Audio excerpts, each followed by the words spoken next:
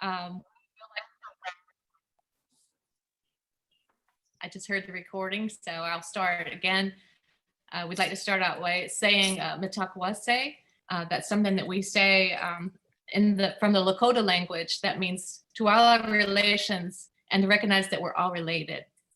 We'd first like to just make a couple of quick introductions and thanks. Thanks to Professor Chris Lambert for inviting us to be here to speak today. And especially to our dear friend, Dr. Virginia Ray, for recommending that he ask us to speak here today. And we'd also like to say that this presentation, my husband and I created specifically for you guys, for the students of Lord Fairfax Community College, where our granddaughter is currently a student. We feel like this is specifically for you and applies to you, but it also applies to others. I'd also like to make a little short shout out to little boys named Dixon and Henry Pope, who are joining us today. For the agenda that we have planned out for you guys is first, my husband, Chris, comes with Clouds White. That's his name and his spirit name. And he's going to give a brief perspective of Earth Day from his perspective.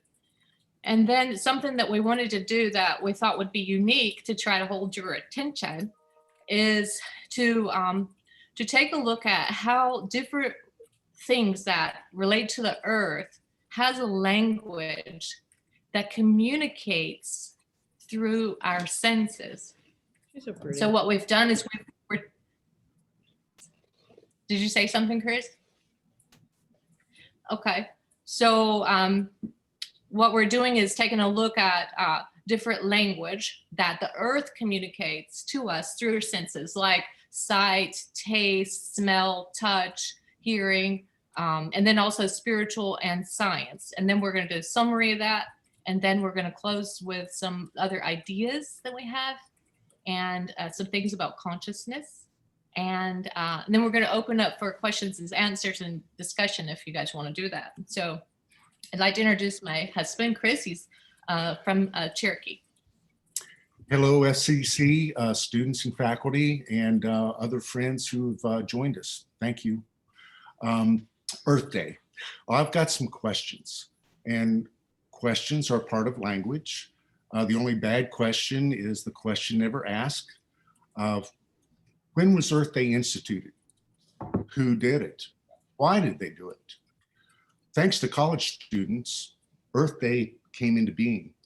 So young people can make a difference. Doesn't matter what age you are. What do you do for Earth Day? Is it just another holiday for some people? Should we be cognizant of Earth Day? Within 20 years, Earth Day went global. That was before shares, Facebook. That was before tweets. That was there was no internet. There was no cell phones. So how did something go viral back in 1970?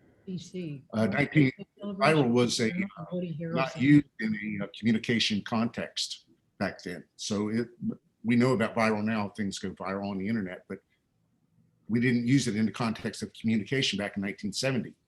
Who do we need to thank? Who do we need to acknowledge? Their idea started something. Is Earth Day relevant today? Science tells us all we need to know, right?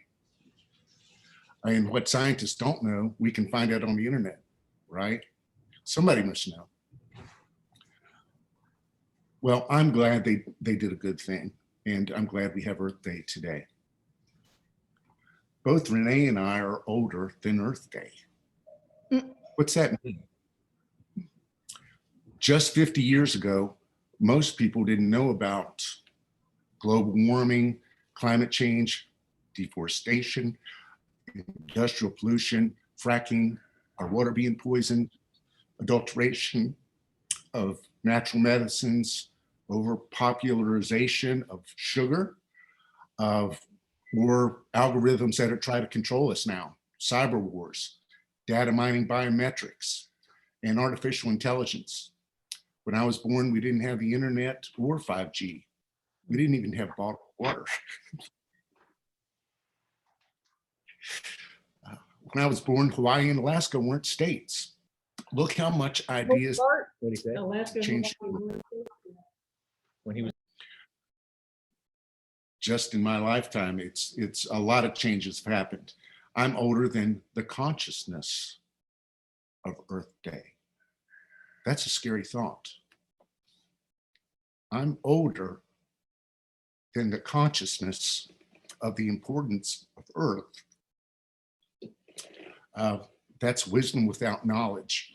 And I'd like to speak to that a little bit. Is our knowledge got in front of us and we didn't care about the wisdom. And I say that we've heard that knowledge is power. I say that knowledge without wisdom is the demise of man.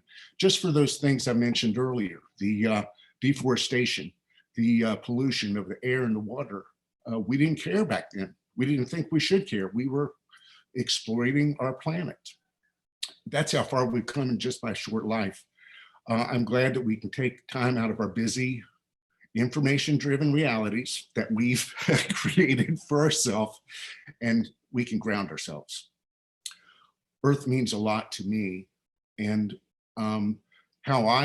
what I do on Earth Day is I say something in my heart. I give gratitude, I render respect and honor for the Earth and all that it gives us, all that it tries to give us.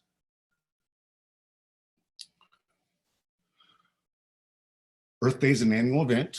The first one was held April 22nd, 1970. Created to demonstrate support for environmental protection. Now includes, it's now global. Events over 1 billion people in 193 countries. Someone proposed the idea to hold nationwide environmental, and how did they do this? Since communication was so limited back then.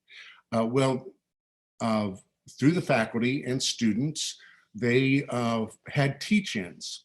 So someone would go from college to college and speak on a topic. And they hired a young man to do this who was an activist in environmental things. That young person and his staff went beyond the original boundaries of the idea. They focused on the entire United States. More than 20 million people poured out into the streets on the first Earth Day. And the first Earth Day remains the largest single protest in human history. How did Earth Day come to be? It started with an idea. Leadership was the young people, like some of you students at LFCC. It was organized, and there were strategic conversations. There was faculty involved. There was a congressman involved. They used teach-ins, and then the idea went viral through colleges. They lectured, they spoke, they moved, inspired, motivated other college students into action, and it moved and inspired the country, inspired the world. From this idea, the Environmental Protection Agency was born. Earth Day gave birth to the EPA. The EPA exists because the American people demanded it. And the job of the EPA is to clean up America. This agency has a $9 billion budget. There's 1,000 millions in a billion. That's $9,000 million that they have to work on in a year. That's the 2021 budget. So it's a big deal. It must really be important. Our consciousness was raised by one idea. Through one idea, consciousness got raised. Consciousness reached 20 million people in that first Earth Day. Today, you people who are students there, you have the power at your hands. With our technology, being able to communicate across the world instantaneously in videos, and not just speaking, not just on the phone, but through videos in social media. You are creators, and you can create something good. You can create new ideas. As young people, you're the new custodians of Earth. somebody's got to take over, and it's you.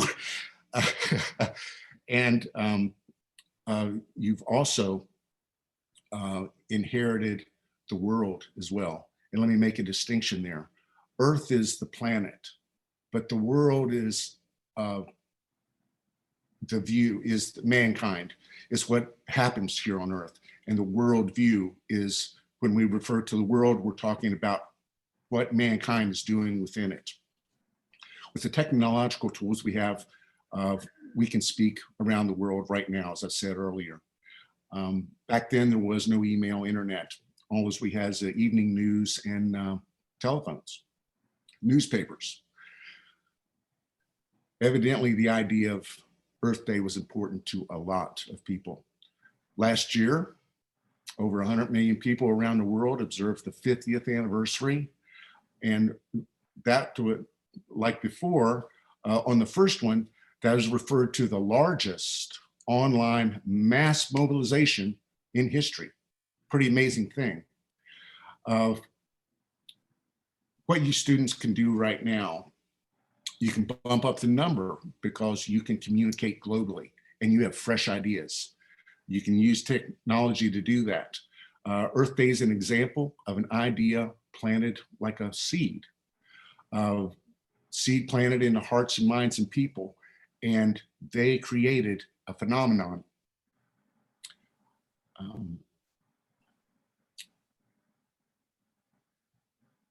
So with that recap of the history of Earth Day, what we wanted to do now is take a look at the senses of look, tasting, smelling, touching, and listening, and share with you some things from our perspective of how the earth communicates through our senses.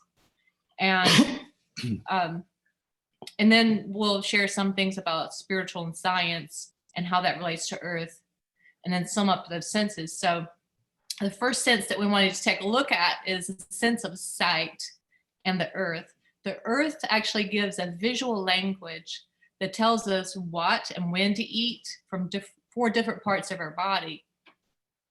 I grew up on a farm, and there's certain things that grow in certain seasons. There's a season for everything. There's a time to plant, there's a time to grow, there's a time for everything. There's things that grow in season, there's things that grow out of season that you shouldn't eat. And there's also things that you can see with your eyes that are food that are shaped like the part of the body that you need. If you haven't taken time to take a look, just be really present to your food and take a look at the walnut, for example. Walnut looks like the brain, and the contents of the walnut are really good for your mind. The kidney bean looks like a kidney. The contents of a kidney bean are very good for your kidney and to cleanse your kidneys. The sweet potato helps your pancreas, looks just like a pancreas. And the carrot, when you take a carrot and you cut it, it looks like an eye, and carrots are very good for your eyes. Celery is the shape of bones, and the shape of the bones and the contents of the carrots are good for your bones. So by seeing and being present to what you see in nature that grows on the earth can help you with your body. There's also plants, animals have reproductive systems, reproductive organs, and there's a lot that we see. One of the things that we wanted to offer you to see, if you'd like, you could go to our website. We have a video there. It's called Warriors of the Rainbow. And you can watch that, some slides that a friend of ours put together. Whether you believe the prophecy of the Warriors of the Rainbow is from the Hopi people or hippie people or whatever, that's not the issue. The issue is that you could watch a video like that and be inspired. The message. To come up with a new idea. And that's why we share that. The next sense that we wanted to share is a sense of taste and the earth. And the earth feeds us language through food, like what we were just sharing. If you have healthy soil, creates healthy foods. Clean water is pretty nice. Our water's pretty good. I have to tell you, I actually pack our water to travel. I take my water everywhere I go. We've got a big bunch of it right here. Good water is good. Tasting from the earth is good for us. and fruits and vegetables. One thing that I wanted to share with you that I learned recently about, so when we learn from a plant like beets, beets are really good for us. The taste of beets and what's inside the beet is good for us, but also the dye from the beet is important. The beet looks a lot like your blood. It's very good for cleaning your blood and lowering blood pressure. But there's a 17-year-old student. She lives in Ohio City. Her name's Daisha Taylor. You might have read about her. But she used the beet juice and the color from the beet to create a suture thread for stitches. And she did that because her idea is racial equality for community and to be able to help with equitable, to make it equitable for people who are poor, who have a lot of infection, so that they can afford health care. So what happens is with your body, you have a pH level in your body that's naturally acidic. The natural body is about a pH of 5. And when a wound becomes infected, it has a pH of about a 9, so it goes up. So what she did with the stitch and what the pH of the beet juice does is that it lets you know by looking at it that you have an infection. And that's important because a lot of people don't know that. You can also check your pH. We actually have pH tape in our house, and you can buy pH tape and just that quickly be able to check your pH in the morning time and know whether or not your body's in harmony with your surroundings. Speaking of healing and healing of the earth, the next sense is a sense of smell and the earth. So there's fragrances in the earth that communicate to us. They help heal us and have a healing power. We smell our food. We smell its food when we taste it. I smell my spices before I add anything to the food that I'm creating, because food and things that we smell, anything that we smell communicates something to us. That's the point we're trying to make, is that when you see something, you smell something, you taste something, it communicates something to you that's important. So in smell, your sense of smell can communicate that there's a gas leak. It can communicate, I love the way babies smell. That communicates something to me. It communicates love. When I was a child, I was taught to smell dirt. My dad taught me how to smell dirt and know whether the dirt was good or not. So I can smell dirt, and I feel like I can tell you if the dirt smells good, it's healthy dirt. If the soil smells bad, then it's harmful soil. Smelling essential oils is good for you. Having lavender fragrances and different types of tinctures like that are good for you. So that communicates to you that that is a good thing for you. We burn sage in our culture for ceremonial purposes, but just the smell of that sage, if you do it like we do, it immediately just puts you right in the ceremony by smelling that sage burning. Having the ability to smell things on the earth helps heal us and helps save us and helps us feel better. And smelling also gives us the breath of our life.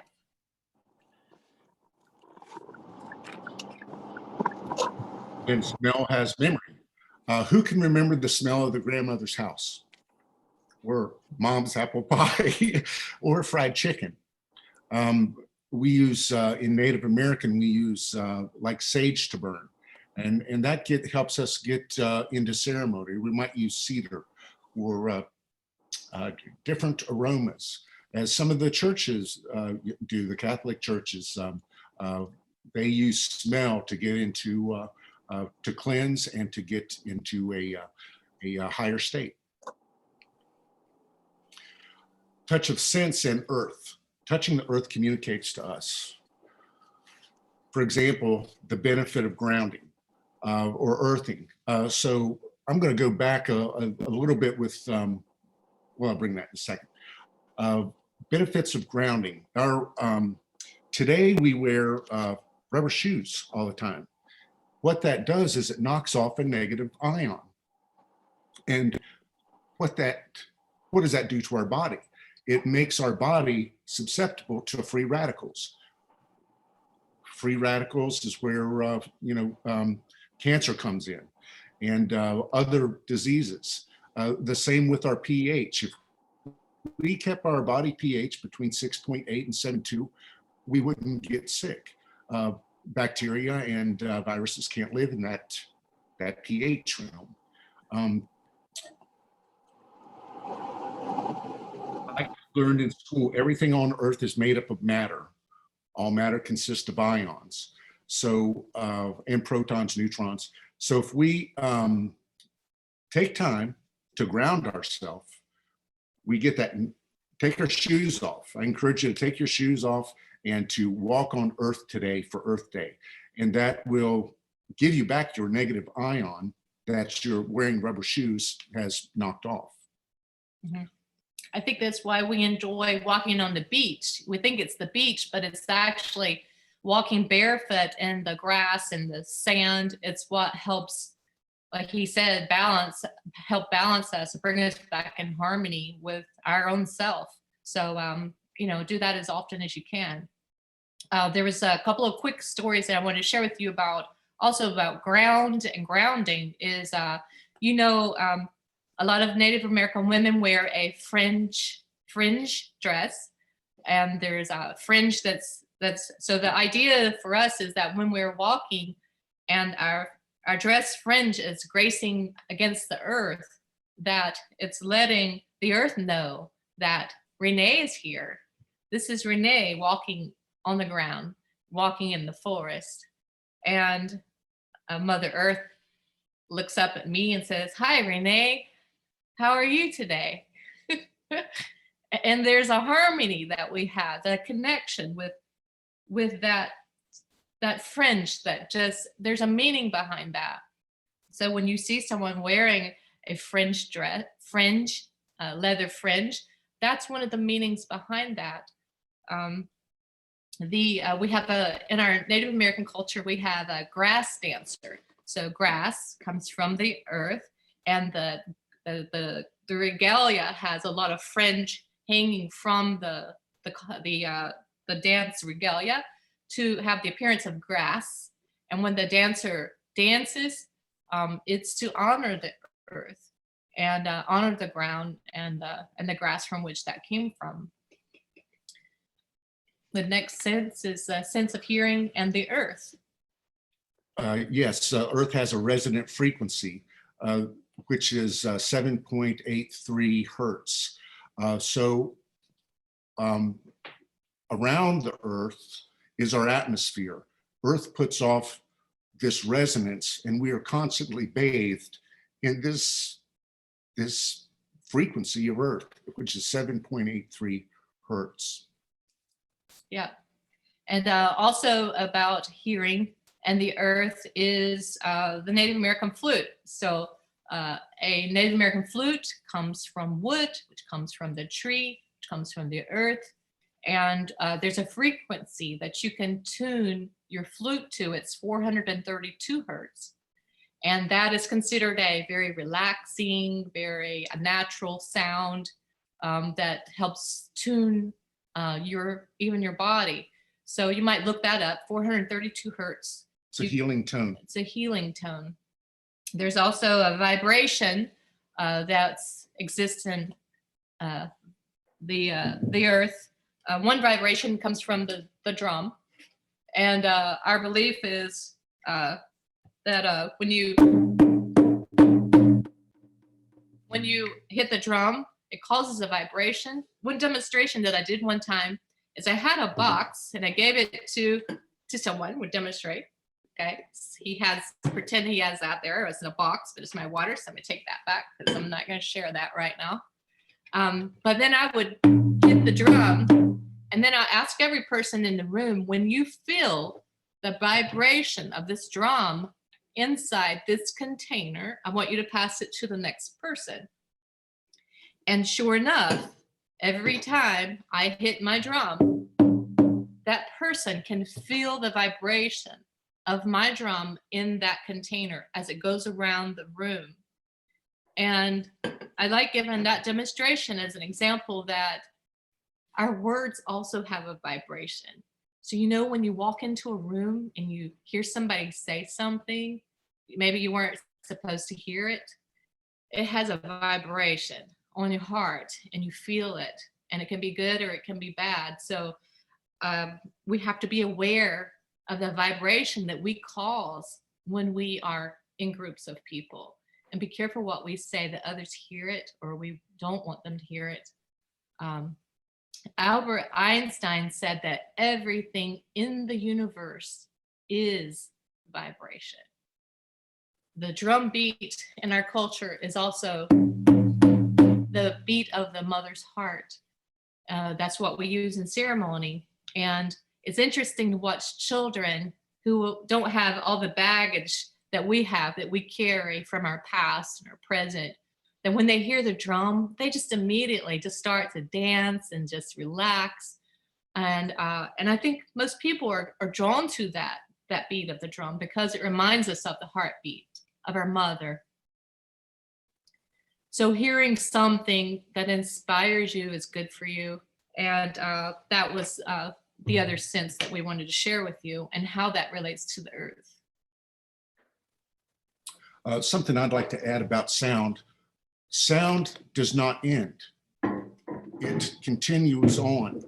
Every sound that's ever been made is still out there somewhere. So it's like light. It just doesn't go away. So the words that we put in motion have meaning. That's something you have to sit with a little bit, but it's for our future as a species, it's a very important thing. Are we canceling out our prayers by saying things that are derogatory or of a lower consciousness, or are we continually raising our consciousness? The earth communicates to us through spirit, and we find out about earth through science as well. In our Native American culture, we believe that we're all related, not just the human race, but we're related to the trees and the rocks and the earth, and we're all one. That's a hard concept to get to. So one thing I like to use is, this is I don't know if you can see this, but this is a leaf off of a tree. And over here, this is me. This is where my world is. There's something in me that draws me back to source. So I come down this vein, I go down this stem, I go back into the branch. I'm trying to find the source of life, trying to find the meaning of things. And someone else might be on the other side of the leaf. They're not in my world, but we all come into the world somewhere. And we all came from something, and there's something within us that makes us want to know where we come from. Our Native American culture tells us that we come from the stars. Well, I saw an astrophysicist, of all things, talking about how we're all related. And he wasn't a spiritual person at all. He told it through stars. He said that iron is made by stars, and we have iron in our blood. Therefore, through iron, we are not only all related, but we come from the stars. Thought that was pretty interesting. One thing you could do, speeds, and trying to get back to the source, back down the branch, back to the trunk, down to the roots of source, or God, if you will, is I would encourage everybody to make it a ritual to plant a tree on Earth Day as a thing you do, one of the things you do for Earth Day. Imagine the impact if every person planted just one tree a year. We talked about how the earth communicates to us through our senses. We looked at taste and smell and touch and listen. We even shared a couple of examples of how we find out about earth through science, using a leaf and the trees as an example, and how the earth communicates to us through spirit, that we are all related. We talked a lot about ideas. We have an idea, and the definition of idea: an entity as a thought, concept, or cessation, or imagine, actual or potentially present to consciousness. So the idea, Earth Day was an idea. It came in the late 60s, and by like within 2 years, 1970, it was a holiday. Without the internet, over 20 years, it went global and was acknowledged globally. Our idea is that there's a new tribe rising. There's people out there, young people, old people, grade schoolers, who have a heart and a like mind for doing something for our future. As I spoke earlier, we were unconscious for a while. We were asleep at the wheel before this Earth Day came in, and it was almost too late. Looking at where we're at now, with you can go through a list of all the things that are poisoning our earth and our air and our water. Let's do something right now about it. All things speak to us. All things tell us something if we're listening. The only barriers that exist in the world, in our humanness, is in language. So if we can find the right language to communicate a new idea or expound the idea that we have with Earth Day, we can do some amazing things. Let's continue to work on our communication, on our language. Mm-hmm. Yeah, so we, in a moment, we want to ask if you have questions, because questions are a part of language. And there's, like he said before, there's no bad question. The only bad question is the question that you never ask.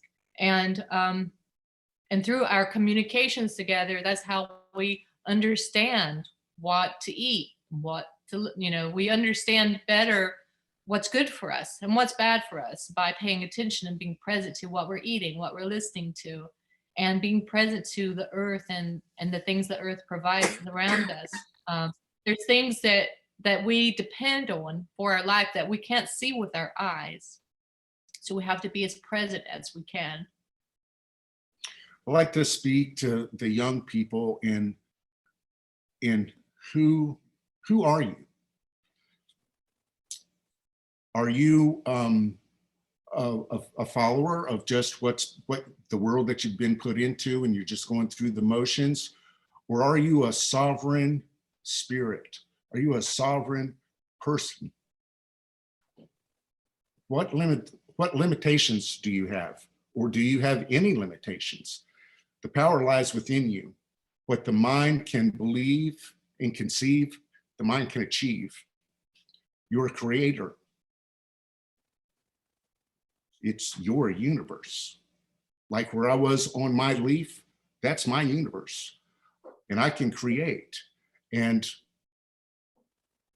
the way we look at it is, a lot of people take what happened in the past and they project it into the future, and they're living in this place, but it's not now. What we say is, live in your now and create your future. Then when you get in your future and look back, that's the future that you have created for yourself. And you are 100% responsible for it. There's no victim there. There's no putting things on other people, because you have cause in the matter. What is the consciousness of Mother Earth? Does she have her own consciousness? Are we in line, or are we skewed or out of place with Mother Earth? Yeah, and what are your interests? Are you interested in artificial intelligence? Are you studying to save bees? Are you interested in history? Are you interested in rewilding? Are you interested in discovering plant medicines? Are you interested in helping people who take IVIG infusions? Are you And if you're not the one to do that, then be the wind under someone else's wings. Because for all the people who were the ones who had the behind the big ideas, the Bob Marleys, the Martin Luther Kings, the Elvis Presleys, the JFKs, they all Gandhis. had someone who was the wind underneath their wings. They all had mothers or dads or friends. Yeah. So by supporting someone that's your friend, you could be actually supporting the next Nobel Peace Prize winner recipient. We'd like to leave you with this. Can you make an impact? What are you going to do with your life? Do you have the passion to make an impact? Could you be part of a new tribe rising? Are you a keeper of the earth? Are you a rainbow warrior? Bob Marley had a song that's called Could You Be Loved? And it starts out with Could you be loved? And that is an idea. Could you be loved? And the song goes on to say, the road of life is rocky and you may stumble too. So while you point your fingers, someone else is judging you. Love your brother, man. Don't let him change ya. Oh, or even rearrange ya. Oh no, we've got a life to live. And at the end of the song, it says, say something, say something, say something, say something, say something, say something. We would encourage you to respond. The world is communicating something to you, and you have a heart within you. You have a spirit within you. Say something, respond. Could you be loved? Will you stay silent? Can you respond? I talk about us in all my relations. We're all related. All my relations. Oh, Thank you very much for letting us be here today. And we'd like to open up to any questions that anybody might have at this time. I'm going to ask for Chris to help us with people who raise their hands or have a question that we might not be aware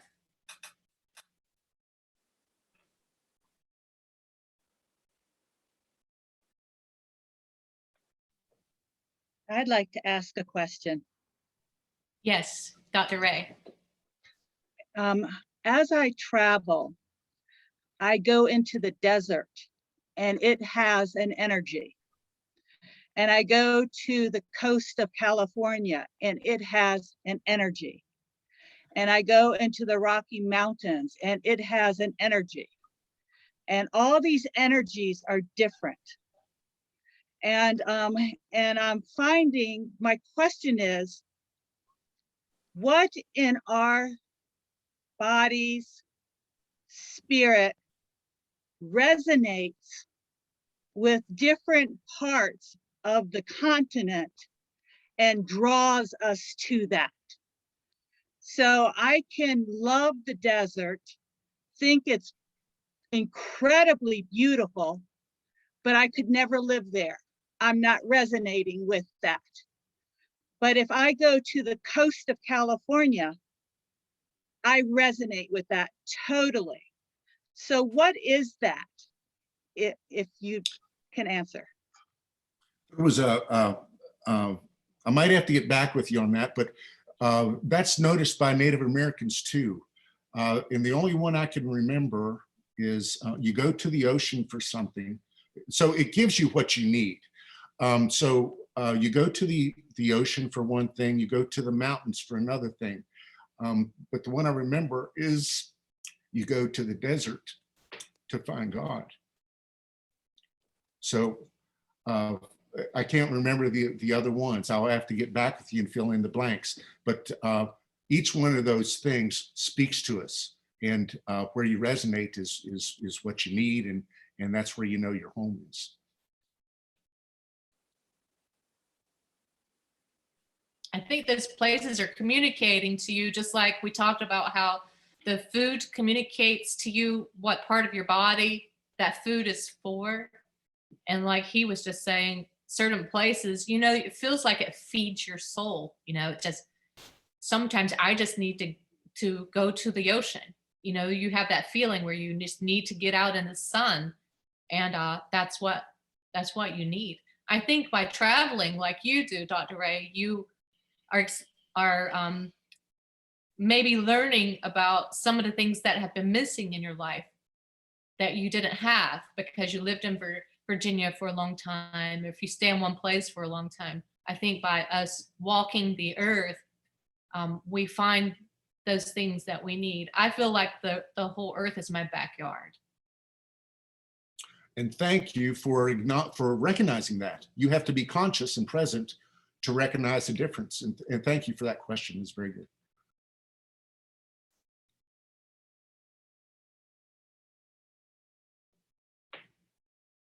Would anybody else like to ask a question?